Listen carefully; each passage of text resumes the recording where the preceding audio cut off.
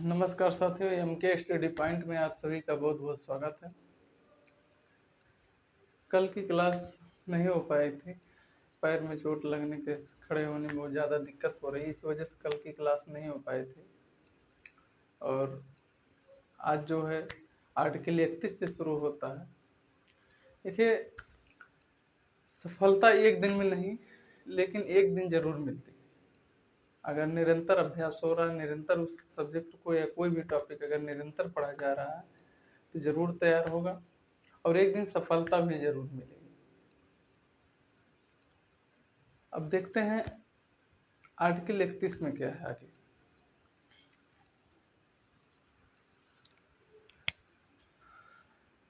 अनुच्छेद 31।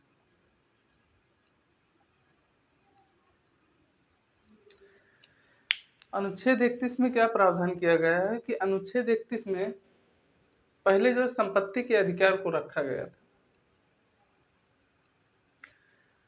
उसे 44वें संविधान संशोधन 1978 के माध्यम से मोरारजी देसाई की सरकार में हटाकर भाग 12 में कानूनी या विधिक अधिकार के रूप में रख दिया गया है।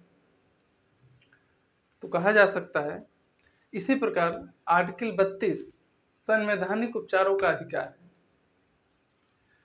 तो संवैधानिक उपचारों का अधिकार इसे भीमराव अंबेडकर ने संविधान की आत्मा कहा है। तो आत्मा क्यों कहा है?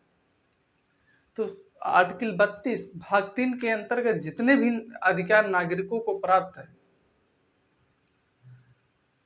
इसकी सुरक्षा की गारंटी न्यायालय देता है। और सुरक्षा की गारंटी न्यायालय देने के लिए 5 प्रकार के ऋण जारी करता है। एक बंदी प्रत्यक्षीकरण, परमादेश, प्रतिषेध, उत्प्रेषण और अधिकार परीक्षा। बंदी प्रत्यक्षीकरण जो है, इसका अर्थ क्या होता है? व्यक्ति को न्यायालय के समक्ष उपस्थित करना। बात यह आती है किसके विरुद्ध जारी किया जाता है, तो यह निजी व्यक्ति और लोक अधिकारी दोनों के विरुद्ध जारी किया जाता है। और कब जारी किया जाता है? तो जब निजी व्यक्ति या लोक अधिकारी के द्वारा कोई भी व्यक्ति बंदी बना लिया गया। इसका परिणाम क्या होगा? बंदी न्यायालय इस बात की जांच करेगा कि जिस व्यक्ति को बंदी बनाया गया है क्या तर्क संगत रूप से बनाया गया है, विधि सम्मत रूप से बनाया गया है। अगर विधि सम्मत रूप से नहीं बंदी बनाया गया है तो उसे रिहा किया जाए। अर्थात ये आर्टिकल 21 प्राण एवं दैहिक स्वतंत्रता की रक्षा कर स्वतंत्रता देता है, रक्षा देता है। इसी प्रकार परमादेश है। परमादेश का मतलब हो गया, अर्थ हो गया कि हम आदेश देते हैं। लेकिन यहाँ ध्यान दीजिए एक बात का कि यह जो है निजी व्यक्ति के खिलाफ नहीं जारी किया जाता है, बल्कि लोक अधिकारी के खिलाफ जारी किया जाता है। और एक चीज यहाँ अपवाद के रूप में है कि यह राष्ट्रपति और राज्यपाल के विरुद्ध भी नहीं जारी किया जाता है। और कब जारी किया जाता है? जब कोई लोक अधिकारी जिसे वह कार्य सौंपा गया है वह कार्य न कर रहा हो, तब यह परमादेश जारी किया जाता है। और जारी करने के बाद उसे वह कार्य करने के लिए बाध्य होगा जिस कार्य को उसे सौंपा गया है। तीसरे नंबर पे आता है प्रतिषेध। प्रतिषेध और उत्प्रेषण दोनों एक ही खिलाफ जारी किया जाता है कि न्यायिक और अर्धन्यायिक संस्था के खिलाफ जारी किया जाता है। और दोनों को अपने क्षेत्राधिकार के उल्लंघन करने पर ही जारी किया जाता है। अब न्यायिक या अर्धन्यायिक संस्था में कौन कौन से आते हैं? जैसे न्यायिक संस्था हो गया, सुप्रीम कोर्ट हो गया, या हाई कोर्ट हो गया, या अधीनस्थ न्यायालय हो गया। और अर्धन्यायिक संस्था में जैसे जो एक पर्यावरण या सामाजिक कार्यों से जुड़ा हुआ हो, जैसे हरित न्यायालय हो गया, 2010 में स्थापना हुआ हो, इन सब के खिलाफ जो है क्या है कि ये प्रतिषेध और उत्प्रेषण जारी किया जाता है। तो मतलब हो गया कि प्रतिषेध का अर्थ अगर देखा जाए तो उसे होता है कि रोकना, कर्मों के आधार पर उसका अर्थ देखा जाए तो उसका अर्थ हो तो रोकना। और उत्प्रेषण का अर्थ कर्मों के आधार पर अगर देखा जाए तो उसका अर्थ होता है समाप्त करना।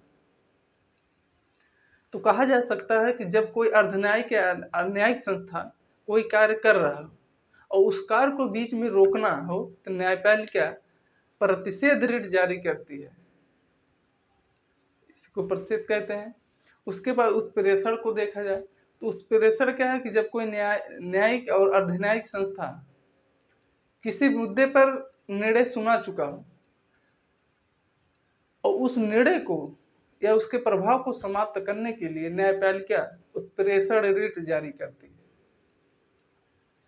लास्ट है आपका अधिकार परीक्षा।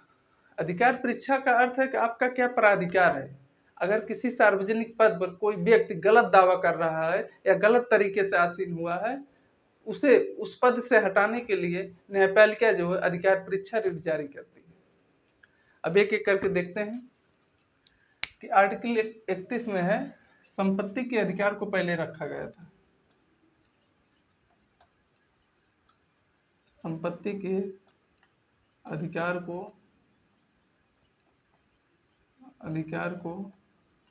पहले रखा गया था। बाद में इसे 44वें संविधान संशोधन 1978 के माध्यम से मोरारजी देसाई की सरकार उस समय थी, माध्यम से संशोधन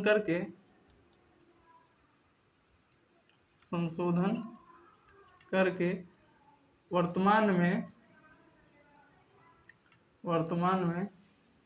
भाग 12 में 300 का के तहत आर्टिकल 300 का के तहत विधिक या कानूनी अधिकार बना दिया गया है। विधिक या कानूनी अधिकार बना दिया गया है, अधिकार बना दिया गया। पहले क्या था कि अनुच्छेद 31 जो था क्या संपत्ति के अधिकार को पहले इसी आर्टिकल 31 में रखा गया था। बाद में इसे संशोधन किया गया 44वें संविधान संशोधन 1978 के माध्यम से, जिससे वर्तमान में भाग 12 में आर्टिकल 300 का के तहत कानूनी या विधिक अधिकार बना दिया गया। अब आर्टिकल 32 आती है, तो आर्टिकल 32 में क्या है, संवैधानिक उपचारों का अधिकार है। संवैधानिक उपचारों का अधिकार है। आर्टिकल 32 को इसे भीमराव अंबेडकर ने संविधान की आत्मा कहा। अब इसमें सुप्रीम कोर्ट जो है 5 प्रकार की रिट जारी करती है।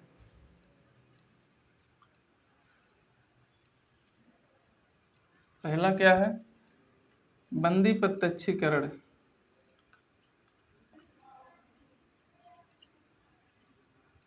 बंदी प्रत्यक्षीकरण। दूसरा हो गया परमादेश। तीसरे नंबर पर हो गया प्रतिषेध। चौथे नंबर पे उत्प्रेषण।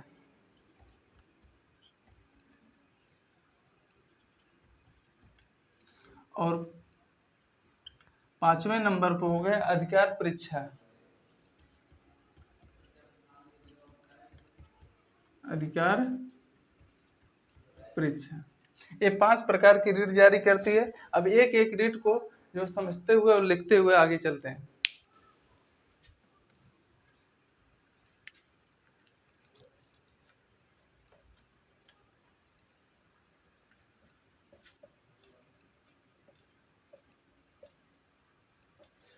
अब इन रिटों को देखते हैं।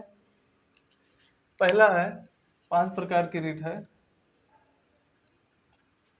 पहला है बंदी प्रत्यक्षीकरण।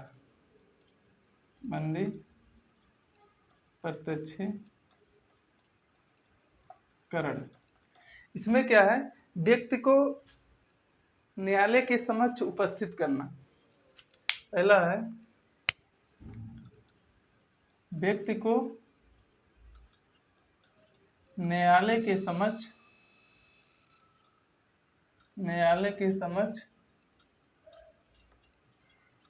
उपस्थित करना। दूसरी बात इसमें आती है, यह निजी व्यक्ति और लोक अधिकारी दोनों के विरुद्ध जारी किया जाता है। निजी व्यक्ति और लोक अधिकारी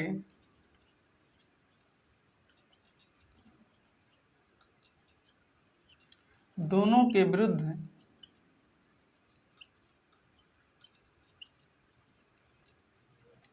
जारी किया जाता है, ठीक। तीसरे नंबर पे आती है बात कि न्यायालय इस बात की जांच करेगा कि व्यक्ति को विधि सम्मत बंदी बनाया गया या नहीं।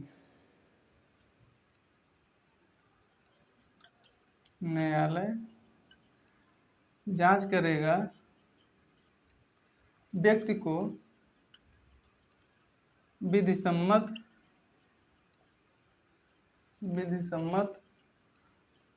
बंदी बनाया गया है या नहीं, और यदि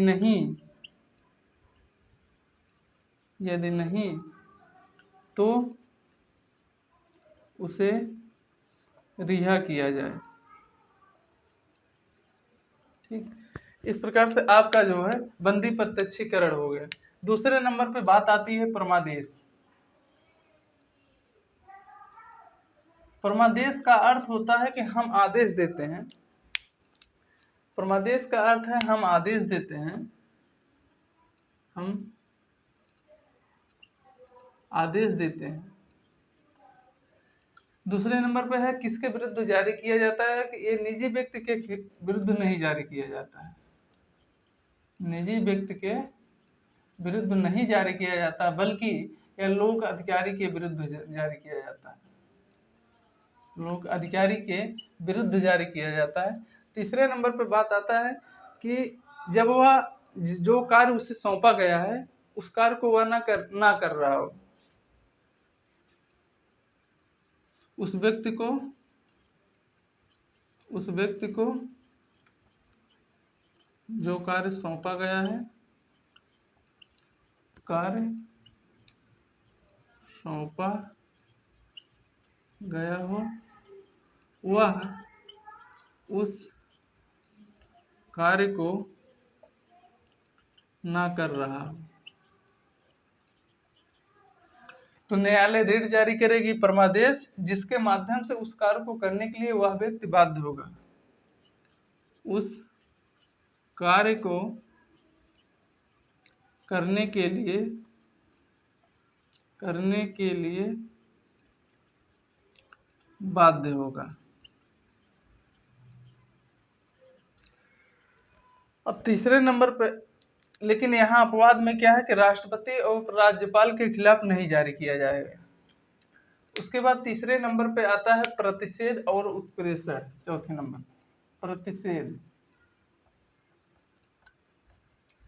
प्रतिषेध उत्प्रेषण। इन दोनों में कॉमन बात क्या है? इन दोनों में कॉमन बात यह है कि यह जो है न्यायिक या अर्धन्यायिक संस्था के विरुद्ध जारी किया जाता है। न्यायिक और अर्धन्यायिक संस्था के विरुद्ध जारी किया जाता है, संस्था के विरुद्ध जारी किया जाता है। दूसरी बात इसमें है कि यह अपने क्षेत्राधिकार के उल्लंघन करने पर ही जारी किया जाता है। क्षेत्राधिकार के उल्लंघन करने पर जारी किया जाता है, करने पर जारी किया जाता है। अब इसमें तीसरी बात देखते हैं क्या है कि इस कार्यवाही को बीच में रोकना होता है, कार्यवाही को बीच में रोकना होता है, तो उस समय प्रतिषेध रिट जारी किया जाता है। इसमें क्या होता है, इसमें कार्यवाही के निर्णय और प्रभाव को समाप्त करना होता है, कार्यवाही के निर्णय और प्रभाव को समाप्त करना होता है, समाप्त करना होता है। लेकिन इन दोनों में एक कॉमन बात यह है कि इसमें जो है यह कार्यपालिका विधायिका, यह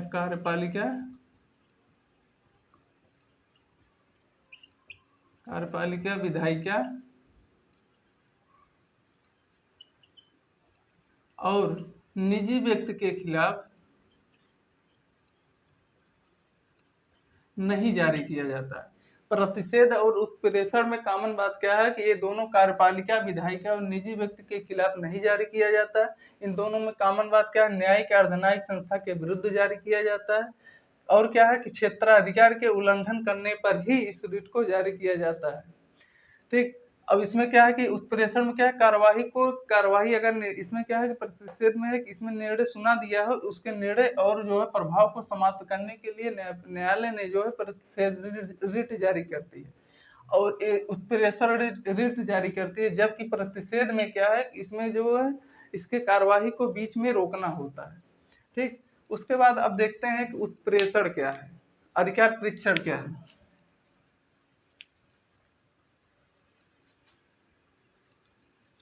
पांचवें नंबर पे आता है अधिकार परीक्षा।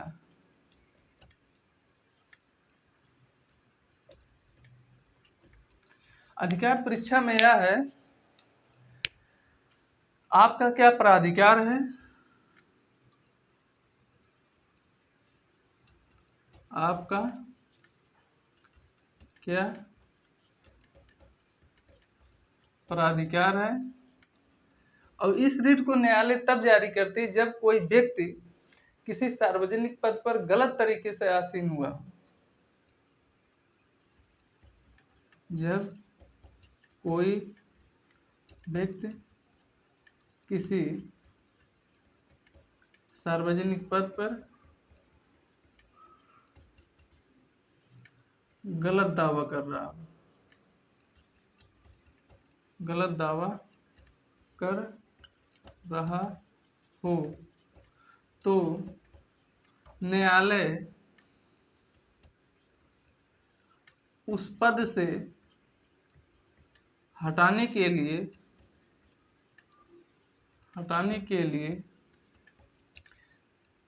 अधिकार परीक्षा रिट जारी करती है, अधिकार परीक्षा रिट जारी करती है। ये 5 प्रकार की रिट हो गए। जैसे है कि बंदी प्रत्यक्षीकरण में क्या है कि बंदी प्रत्यक्षीकरण में क्या है, इसमें है कि व्यक्ति को न्यायालय के समक्ष उपस्थित कराया जाए या निजी व्यक्ति और लोक अधिकारी दोनों के खिलाफ जारी किया जाता है। न्यायालय जांच करेगा व्यक्ति को विधि सम्मत बंदी बनाया गया या नहीं। अगर विधि सम्मत व्यक्ति को नहीं बनाया गया तो उसे रिहा किया जाए। परमादेश में क्या है कि हम आदेश देते हैं या निजी व्यक्ति के खिलाफ नहीं जारी किया जाता है, लोक अधिकारी के खिलाफ जारी किया जाता है।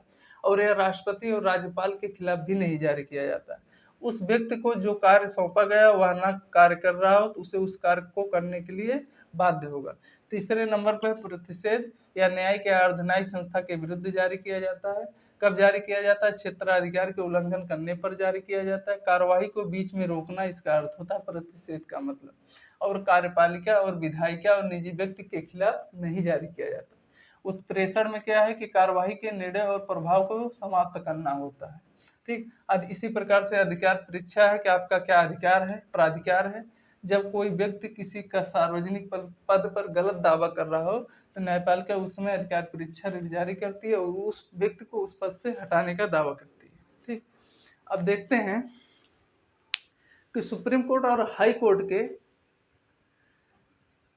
रिट जारी करने की शक्तियों में तुलना अगर किया जाए तो आर्टिकल 32 के तहत सुप्रीम कोर्ट 5 प्रकार की रिट जारी करती है, जबकि हाई कोर्ट आर्टिकल 226 के तहत 5 प्रकार की रिट जारी करती है। सुप्रीम कोर्ट आर्टिकल 32 के तहत 5 प्रकार की जो रिट जारी करती है या मूल नागरिकों के मूल अधिकारों की सुरक्षा की गारंटी के लिए ही सिर्फ जारी करती है, जबकि हाई कोर्ट जो 5 प्रकार की रिट जारी करती है वह इन मूल अधिकारों के अलावा अन्य मामलों पर भी जो है रिट जारी कर सकती है। अर्थात देखा जाए तो सुप्रीम कोर्ट और हाई कोर्ट के रेट जारी करने की शक्तियों में हाई कोर्ट की शक्तियां ज्यादा है, और अगर किसी व्यक्ति के मूल अधिकारों को हनन हुआ है तो सुप्रीम कोर्ट उसको गारंटी, सुरक्षा की गारंटी देने के लिए बाध्य होता है, जबकि हाई कोर्ट जो है अगर किसी व्यक्ति के मूल अधिकार को हनन हुआ है वह हाई कोर्ट के पास जाता है तो उसकी इच्छा पर निर्भर करता है कि वह गारंटी दे सकता है या कोई अन्य विकल्प सुझा सकता है। इस प्रकार से पांचों रेट समाप्त हुए। अब आगे देखते हैं आर्टिकल 33 में क्या है। देखते हैं आर्टिकल 31 में क्या प्रावधान किया, आर्टिकल 33 में क्या प्रावधान किया गया है। तो पहले लिख लेते हैं। जैसे आर्टिकल 33 में क्या है, संसद आर्टिकल 33 संसद को यह शक्ति देती है कि कुछ सैन्य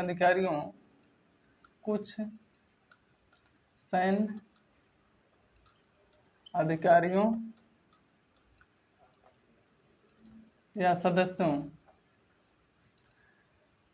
सशस्त्र के सदस्यों, बल के सदस्यों एवं खुफिया बल के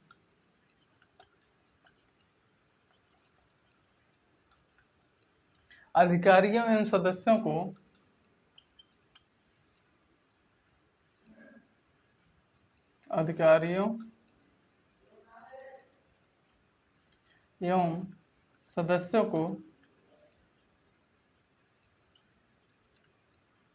सदस्यों के मूल अधिकारों को सीमित कर सकती है।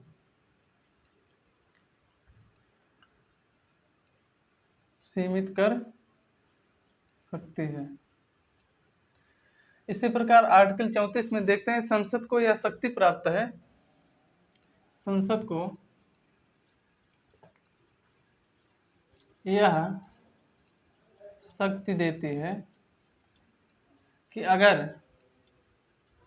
किसी क्षेत्र में मार्शल लॉ लागू हो, अगर किसी क्षेत्र में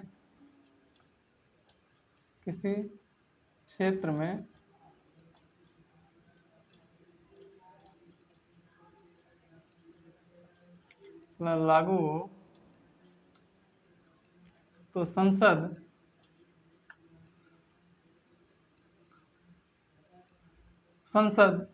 नागरिकों के मूल अधिकार को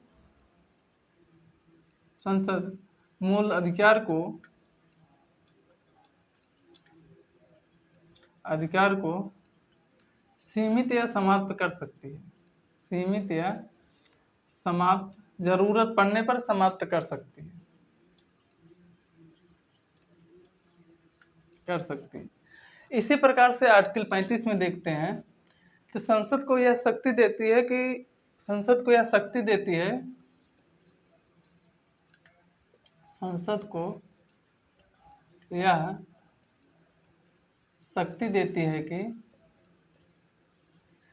मूल अधिकारों का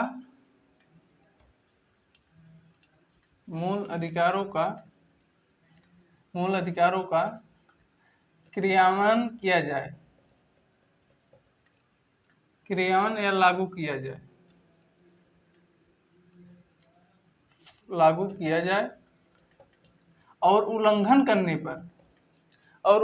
करने पर इसमें दंड का प्रावधान भी किया गया है। उल्लंघन करने पर दंड का प्रावधान भी किया गया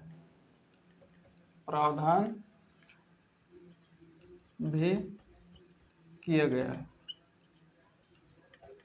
जैसे देखते हैं कि संसद कुछ सैन्य अधिकारियों एवं सदस्य को या सशस्त्र बल के सदस्यों को या खुफिया बल के अधिकारियों एवं सदस्यों के मूल अधिकारों को सीमित कर सकती है। आर्टिकल 33 में देखता है। आर्टिकल 33, आर्टिकल 34, आर्टिकल 35 ये तीनों सेनाओं से संबंधित है। इन तीनों में कॉमन बात है। और संसद को यह शक्ति प्राप्त है कि अगर किसी क्षेत्र में मार्शल लॉ लागू हो तो संसद मूल अधिकारों को सीमित कर सकती है और जरूरत पड़ने पर उसे समाप्त भी कर सकती है। आर्टिकल 35 यह कहता है कि संसद को यह शक्ति देती है कि मूल अधिकारों का क्रियान्वयन किया जाए या लागू किया जाए, और उल्लंघन करने पर इसमें दंड का प्रावधान भी किया गया है। ठीक, इस प्रकार से आपका मूल अधिकार पूर्ण रूप से समाप्त हुआ। अब कल से जो है नीति निर्देशक तत्व आर्टिकल 36 से 51 शुरू होगा। ठीक, पीछे जितना पढ़ाया गया है उसका रिवीजन करते रहिए, और उस जितना टॉपिक हो गया उस पर क्वेश्चन सॉल्व करिए। बिना क्वेश्चन सॉल्व किए कंफर्म ही नहीं होगा सब आर्टिकल में कि क्या क्या क्या प्रावधान किया गया है किस आर्टिकल में।